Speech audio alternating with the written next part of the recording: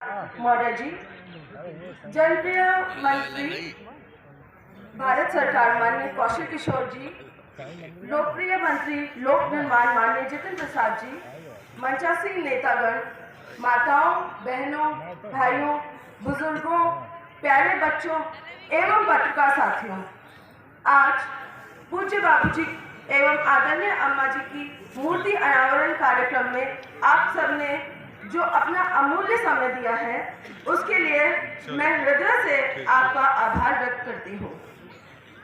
पूज्य बाबूजी एवं आदरणीय अम्मा ने हम सबको जीवन में निरंतर परिश्रम, ईमानदारी एवं सत्कर्तव्य करने की शिक्षा दी।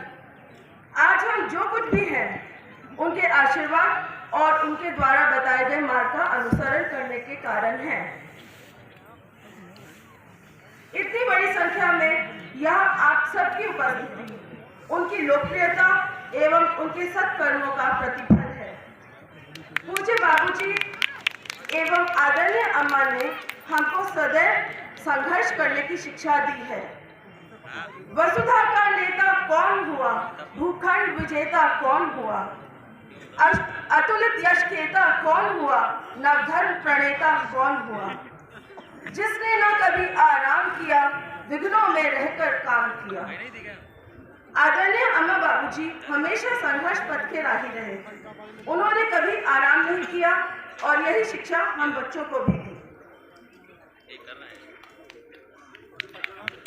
आदरणीय अम्मा बाबूजी की मूर्ति अनावरण कार्यक्रम में आज मेरी मम्मी हम बच्चों का हौसला बढ़ाने यहाँ उपस्थित है।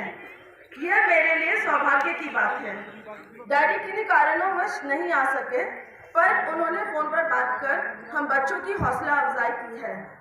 Mummy, daddy, thank you so much for believing in us and motivating अस। आज नए साल का पहला दिन है और इस नववर्ष की बेला पर मैं कहना चाहती हूँ कि स्वागत जीवन के नवल वर्ष, आओ नूतन निर्माण लिए।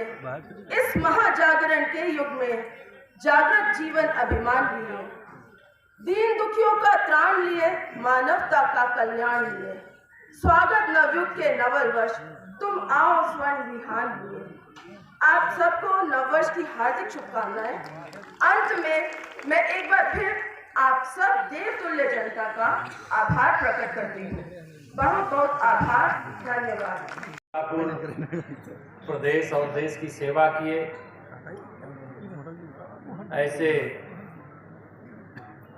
श्रद्धेय रामलाल राही जी जो हमारे सुरेश राही जी के पिताश्री हैं, उनकी मूर्ति अनावरण के अवसर पर माता जी भी साथ में, उनकी मूर्ति अनावरण के अवसर पर आज हम सबको यहाँ पर आने का सौभाग्य मिला है। मैं उनके चरणों में नमन करके उनको अपनी विनम्र श्रद्धांजलि अर्पित करते हुए आप सब इस कड़ाके की ठंड में इतनी बड़ी संख्या में आए। मैं जानता हूँ बहुत लंबा भाषण तो आज करने की जरूरत नहीं है, केवल यह संकल्प लेने की जरूरत है कि अन्याय जब कहीं होता है और न्याय के लिए लड़ना पड़ता है तो पीछे नहीं रहा जाता है। यही शिक्षा हमें बाबूजी के संघर्षमय जीवन से मिलती है। मंच पर हमारे भारत सरकार में जो मंत्री के रूप में काम कर रहे हैं, जिनको अभी आपने सुना, आदरणीय कौशल किशोर जी, हमारे प्रदेश सरकार में मंत्री परिषद के हमारे वरिष्ठ साथीगण, आदरणीय जितिन प्रसाद जी, आदरणीय हमारे सुरेश राही जी, आदरणीय राकेश राठौर जी, हमारे वरिष्ठ सांसद के रूप में जो जिले को नेतृत्व देते हैं, ऐसे आदरणीय राजेश वर्मा जी, हमारे जिले के अध्यक्ष और जिले के प्रभारी आदरणीय राजेश शुक्ला जी और आदरणीय नीरज सिंह जी, हमारे विधायकगण आदरणीय रामकृष्ण भार्गव जी, शशांक त्रिवेदी जी, निर्मल वर्मा जी, आशा मौर्य जी, मनीष रावत जी, पवन सिंह जी एमएलसी, हमारे अवनीश सिंह जी, भरत त्रिपाठी जी पूर्व एमएलसी, आदरणीय शिव कुमार गुप्ता जी, दिलीप चौधरी जी बिहार से,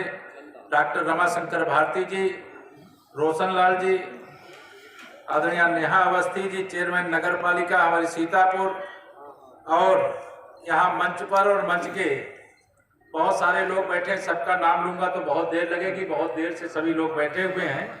यहाँ आज के कार्यक्रम में कड़ाके की ठंड के बावजूद इतनी बड़ी संख्या में आप सब आए हैं। आप सबका स्वागत करता हूँ, आप सबका अभिनंदन करता हूँ।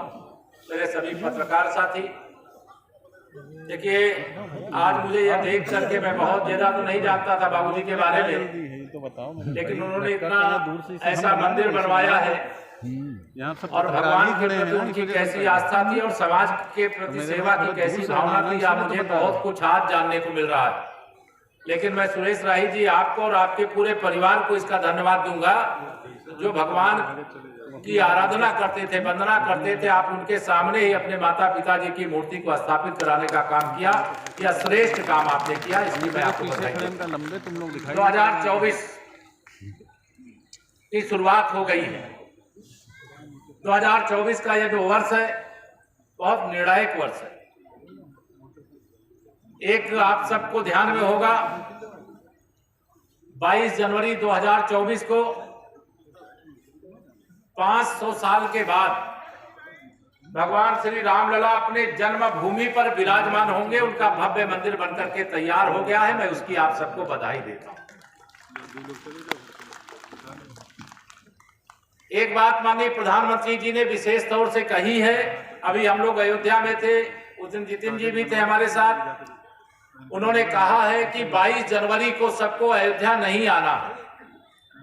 22 जनवरी को हमारा गांव और हमारा मोहल्ला यही अयोध्या है और हमारे गांव और मोहल्ले का मंदिर ही श्री राम जन्मभूमि मंदिर है।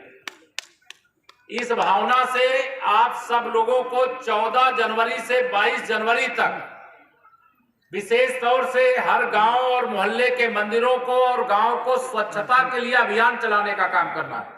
चलाओगे? दोनों हाथ उठा के बताइए, चलाओगे? सब लोग चलाओगे। तो स्वच्छता का अभियान, क्योंकि स्वच्छता केवल सफाई कर्मचारी की जिम्मेदारी नहीं है। देश के प्रधानमंत्री माननीय नरेंद्र मोदी जी ने स्वयं प्रयागराज के कुंभ में सफाई करने वाले कर्मचारियों को कुर्सी पर बैठा करके और स्वयं जमीन पर बैठ करके उनके चरण इसलिए धोए थे कि 24 करोड़ लोग जहां आए वहां गंदगी का एक कण भी हमारे सफाई कर्मियों ने नहीं छोड़ा था। इसलिए उनको सम्मान देकर के उस दिन संदेश देश को देने का काम किया था। तो 14 जनवरी से 22 जनवरी तक स्वच्छता का अभियान चलेगा और 22 जनवरी को शाम दीपावली हम लोग मना चुके हैं, लेकिन एक और दीपावली 22 जनवरी को हर घर में जो दीप जलेगा वह राम ज्योति होगी। उसे राम ज्योति के नाम से दीप प्रज्वलन करने का काम करिएगा। यह एक कार्यक्रम मैं आपको बताना चाह रहा हूं। तो 2024 में पहले महीने में श्री राम लला अपने जन्म स्थान पर विराजमान हो रहे हैं। एक और दीपावली मनाने का आपको अवसर मिल रहा है। अपने गांव के मंदिर आदि को स्वच्छ करने का मौका मिल रहा है। दूसरी तरफ 2024 इस राष्ट्र की दृष्टि से बड़ा महत्वपूर्ण है। 2024 का में देश में आम चुनाव होने, लोकसभा के चुनाव होने।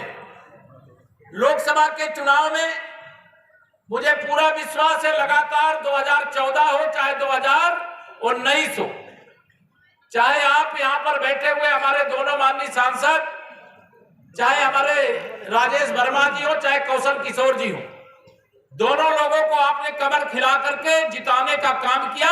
इसलिए माननीय नरेंद्र मोदी जी देश के प्रधानमंत्री बने और देश के प्रधानमंत्री बनने के बाद बताइए, गरीबों के लिए सबसे अधिक काम मोदी सरकार ने किया है कि नहीं किया है?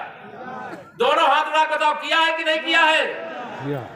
भ्रष्टाचार को जड़ मूल से खत्म करने के लिए हमारे प्रधानमंत्री जी ने कहा कि अब दिल्ली से जो पैसा भेजा जाएगा, पहले भेजा जाता था 1 रुपया और पहुंचता था 15 पैसा।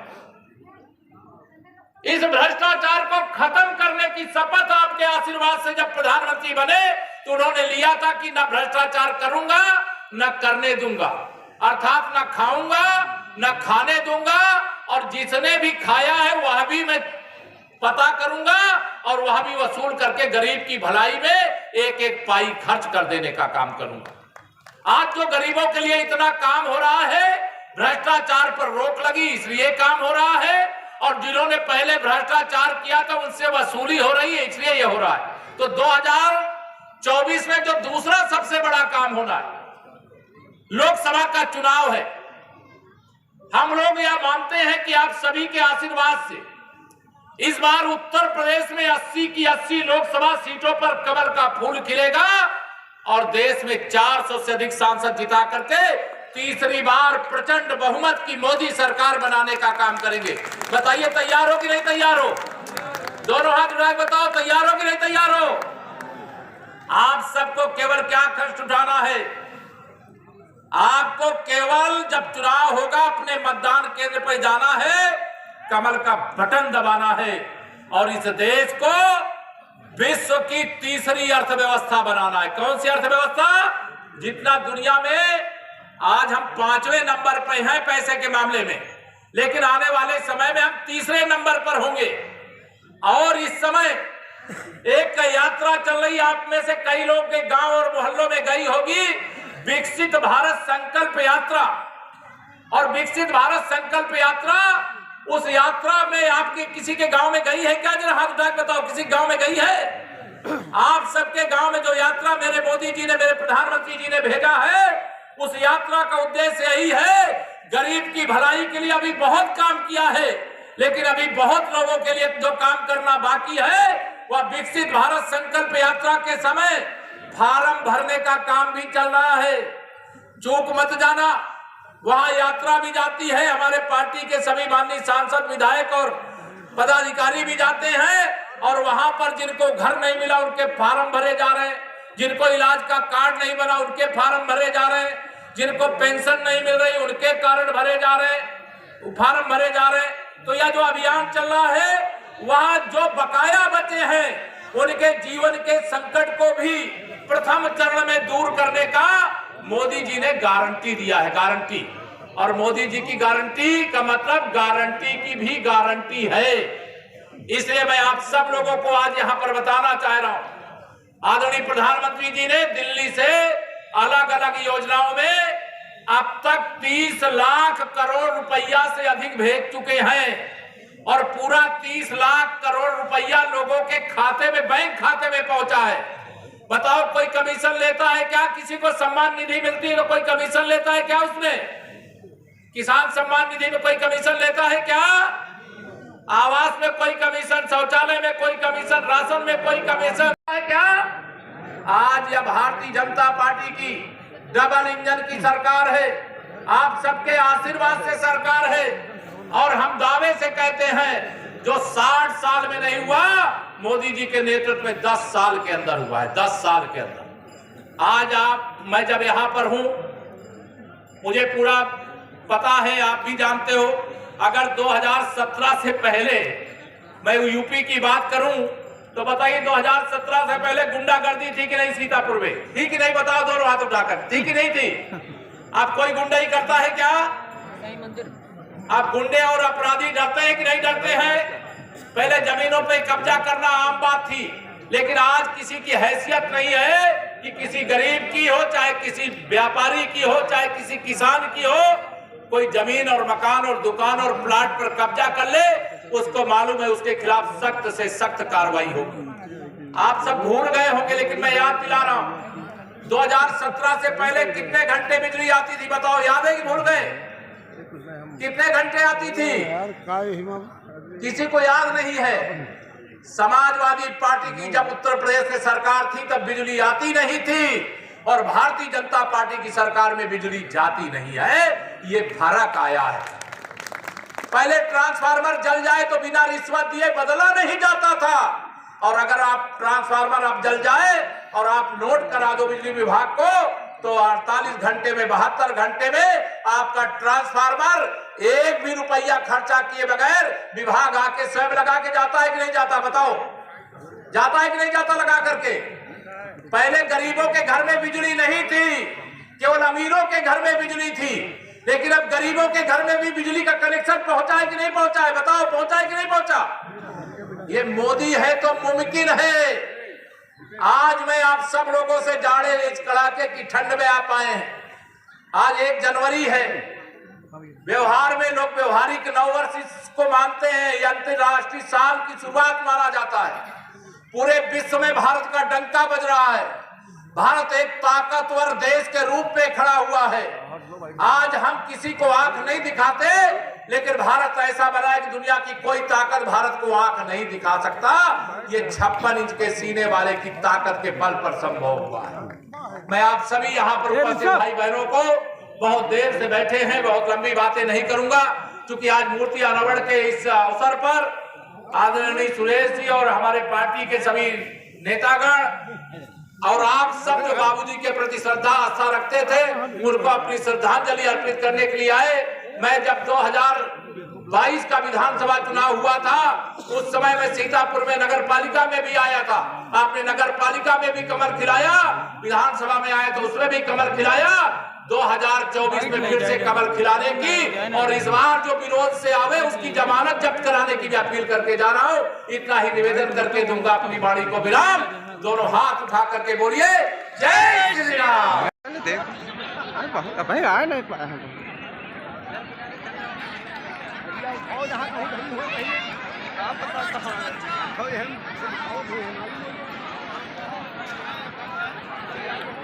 इधर क्या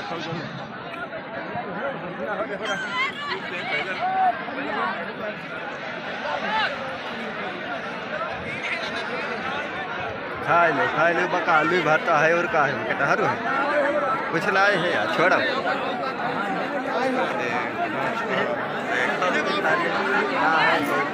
हमार बिल्ला है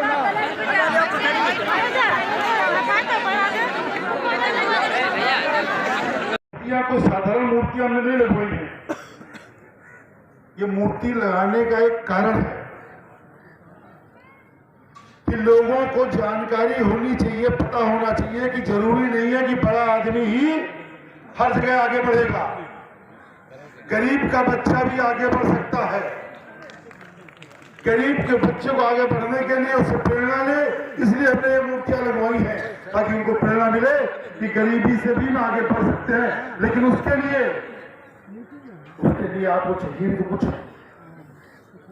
आप इच्छा शक्ति चाहिए, ईमानदारी चाहिए, निष्ठा चाहिए, गरीबों के प्रति समर्पण चाहिए।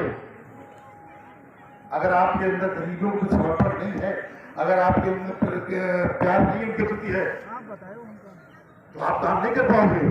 खाली पद पाने से नहीं होता है। पद मिल गया, पद के बाद घर पे आराम 5 साल नहीं, पद मिलने के बाद दायित्व और बढ़ सकता है। बाबूजी ने जो सिखाया, जो हमको शिक्षा दी अंतिम समय पे, मैं उन्हीं को लेकर आगे बढ़ रहा हूं और जीवन भर में आपसे वादा करता हूं कभी दाग नहीं लगने दूंगा। जिस तरीके से राही जी ने अपने ऊपर, बाबूजी ने कभी दाग नहीं लगने दिया अपने ऊपर, और मैं आपसे वादा करता हूं कभी मैं दाग नहीं लगने दूंगा अपने ऊपर। हमेशा ईमानदारी से कार्य करूंगा, ये मेरा वादा आपसे। समय चूंकि ज्यादा हो गया है, हम लोग तो बीच में मिलते रहते, बात करते रहेंगे आपस में। हमारे अतिथि लोग आए हैं, आप इन्हीं शब्दों के साथ बहुत बहुत धन्यवाद है।